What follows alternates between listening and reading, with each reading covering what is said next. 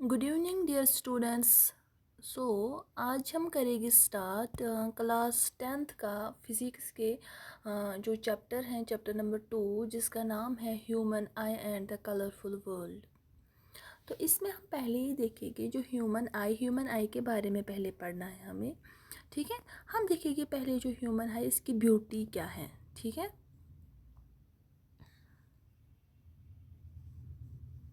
The beauty of human I. The human eye is one of the most valuable and sensitive sense organs. It enables us to see the wonderful world and the colors around us. तो क्या है human आई?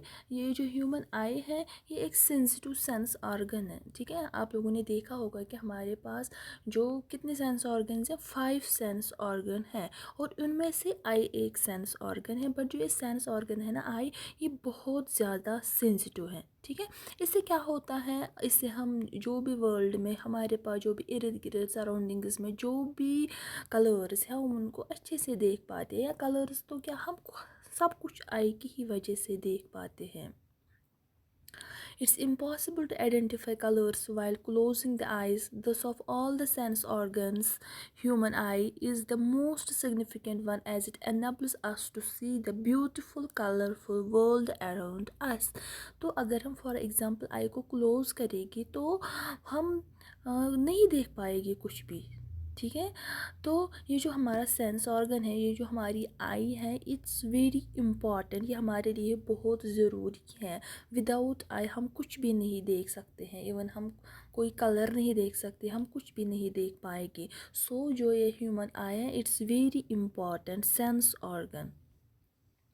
ठीक है, अब इसके बाद हम देखेंगे जो ह्यूमन आई है इसका स्ट्रक्चर क्या है, इसमें कौन से पार्ट्स हैं और किस किस पार्ट की कौन सी फंक्शन है। ठीक है,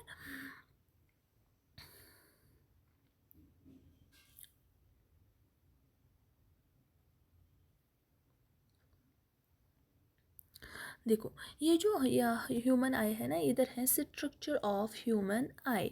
ठीक है, अब इसमें बहुत सारे पार्ट्स हैं। लाइक अगर हम पहले ही देखेंगे, इसमें कार्निया है। ठीक है, इसमें आयरिस है, प्यूपल है, एक्वस ह्यूमर है, इसमें एक लेंस है, क्रिस्टली लेंस है, इसमें सीलेरी मसल्स है, रेटिना है और लास्ट में ऑप्टिक नर्व है। इन सब की एक एक करके हम इनकी फंक्शंस देखेंगे, कौन सा पार्ट क्या काम करता है। ठीक है, अगर हम पहले ही देखेंगे यहाँ पर है कार्निया। ठीक है, कार्निया आप लोगों ने यहाँ पर देखा, यहाँ पर कार्निया है। ठीक है, light enters the I through the thin membrane called the cornea. Light जो आती है ना हमारे पास, किसी सोर्स से लाइट आती है, फॉर एग्जांपल सन सोर्स, मतलब जो नेचुरल सोर्स ऑफ लाइट है दैट इज सन।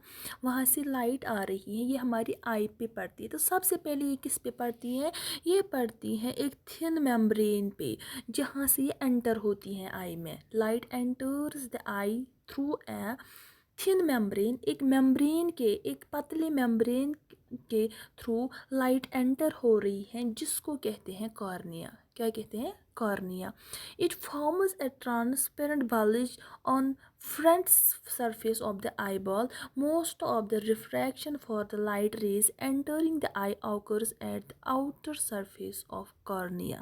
क्या है, जब इस थिन मेम्ब्रेन पे लाइट पड़ती है ना, तो वहाँ पर रिफ्रैक्शन हो रही है लाइट की। रिफ्रैक्शन का मतलब क्या है, आप लोगों ने पहले ही चैप्टर में पढ़ा था, लाइट चैप्टर में। Refraction is the bending of ray of light. ठीक है, और इस मेम्ब्रेन के सरफेस पे बहुत ज़्यादा लाइट क्या हो रही है, मोस्ट ऑफ द लाइट हो रही है रिफ्रैक्ट। क्या हो रही है? रिफ्रैक्ट। ठीक है, इसके बाद है स्क्लेरिया। क्या है? Sclera. It is the outer covering protective tough white layer called the sclera. अच्छा, इसके बाद जो कॉर्निया के बाद एक और कवरिंग है जिसको आउटर कवरिंग भी कहते हैं। ये प्रोटेक्टिव कवरिंग है। क्या ये आई को प्रोटेक्ट कर रही है? एक प्रोटेक्टिव वाइट लेयर, इसका कलर है वाइट लेयर और इसको कहते हैं स्क्लेरिया। ठीक है, मैं फिर से रिपीट करूँगी। कॉर्निया एक थिन मेम्ब्रेन है जहाँ से लाइट एंटर करती हैं, उसको कहती हैं कॉर्निया। और कॉर्निया के भी क्या होता है, जो उसकी आउटर सरफेस है वहाँ पर most of the light refract होती है। रिफ्रैक्ट का मतलब होता है bending of ray of A light. ठीक है। इसके बाद स्क्लेरिया है, ये इट इज़ आउटर कवरिंग, ये आउटर कवरिंग है आई की, ये इसको प्रोटेक्टिव, ये एक प्रोटेक्टिव कवरिंग है, प्रोटेक्टिव वाइट लेयर, और इसको कहते हैं स्क्लेरिया। इसके बाद जो आई बॉल है ना, आई बॉल है ना, ये इसको, इसका क्या है, आई बॉल इज स्फेरिकल, इसकी आई बॉल की शेप क्या है, उसकी शेप स्फेरिकल है और उसका डायमीटर है 2.3 सेंटीमीटर। ठीक है। इसके बाद है एक्वस ह्यूमर, इस जो आई है ना, इसमें एक्वस ह्यूमर है, ये एक पार्ट है आई का। ये एक्वस ह्यूमर क्या है, ये एक फ्लूइड है, क्या है, ये एक फ्लूइड है which fills the space between the cornea and the eye lens. ठीक है, एक मिनट।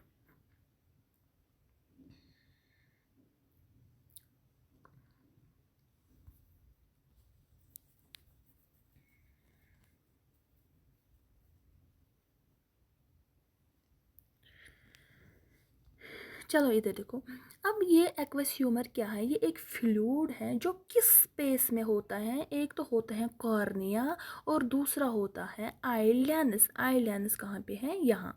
इस कॉर्निया और आईलेंस के दरमियान एक स्पेस होती है जिसमें ये फ्लूइड होता है और उस फ्लूइड को कहते हैं aqueous humour. Iris is a dark muscular, ये क्या है, diaphragm that controls the size of the pupil. अब ये क्या है, आइरिस क्या है, एक आइरिस एक डार्क मस्क्यूलर है, ये एक मतलब जस्ट लाइक इट्स, ये बहुत डार्क होता है। एक मिनट में दिखाती हूँ। देखो ये जो होता है ना, ये वाला पोर्शन, ये जो इसमें ब्लू है, इसको कहते हैं आयरिस। क्या कहते हैं, आयरिस। आयरिस क्या करता है, ये प्यूपल को प्रोटेक्ट करता है। देखो जो इस आयरिस के अंदर है ना, यहाँ पर जो बीच वाला डॉट है, और इसको कहते हैं प्यूपल। क्या कहते हैं, प्यूपल। जो ये आइरिस है ना, जब ज़्यादा लाइट पड़ती है ना आई पे, तो हम, जब हमारी आइज़ पे ज़्यादा लाइट पड़ती है तो हम आइज़ को थोड़ा बंद करते हैं। क्यों करते हैं बंद, ये आइरिस की वजह से। ये आइरिस प्रोटेक्ट करता है किसको, प्यूपल को, ताकि प्यूपल पर ज़्यादा लाइट ना पड़े, वो डैमेज ना हो जाए। इसलिए हमें आइरिस हेल्प करता है प्रोटेक्ट करने में, किसको, प्यूपल में। ठीक है। बट आप लोगों ने देखा होगा कि कुछ बंदे ऐसे होते हैं जिनमें डिफरेंट कलर्स होते हैं आइरिस के। ठीक है। कुछ का ब्लू होता है, कुछ का ग्रीन होता है, कुछ का डार्क ब्लैक होता है। क्यों, ये क्वेश्चन मैं आपके लिए रखूँगी, इसका आंसर आप कमेंट बॉक्स में लिखिएगा। ठीक है।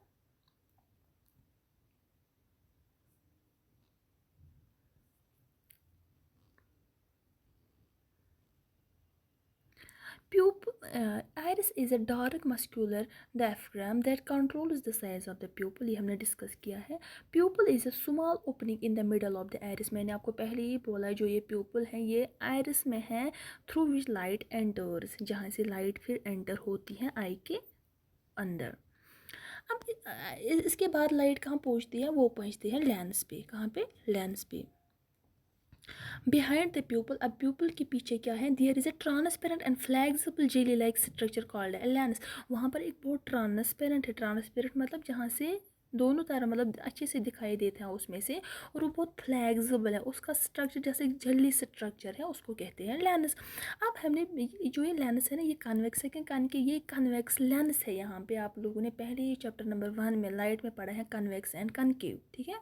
By the action of ciliary muscles, अब जो इनमें सीलेरी मसल्स हैं, किन में, लेंसेज में, it changes it is shape to focus light to the retina, it becomes thinner to focus distant objects and become thicker to focus near by objects. ठीक है। एक मिनट मैं आपको दिखाती हूँ यहाँ पे, इसमें ये जो यहाँ पर है ना, ये लेंस है, ये यहाँ पर लेंस है। ठीक है। ये कन्वेक्स लेंस है। बट आप अगर आप यहाँ से देखोगे ना, यहाँ और यहाँ से मसल्स है इसके साथ अटैच्ड, और इन मसल्स को कहते हैं सीलेरी मसल्स। अब इन सीलेरी मसल्स क्या करते हैं, ये इसको कंट्रैक्ट और रिलैक्स करने में मदद करती हैं। किसको, जो ये कन्वेक्स लेंस है, इसको सीलेरी मसल्स कंट्रैक्ट और रिलैक्स करने में मदद करती हैं। ठीक है।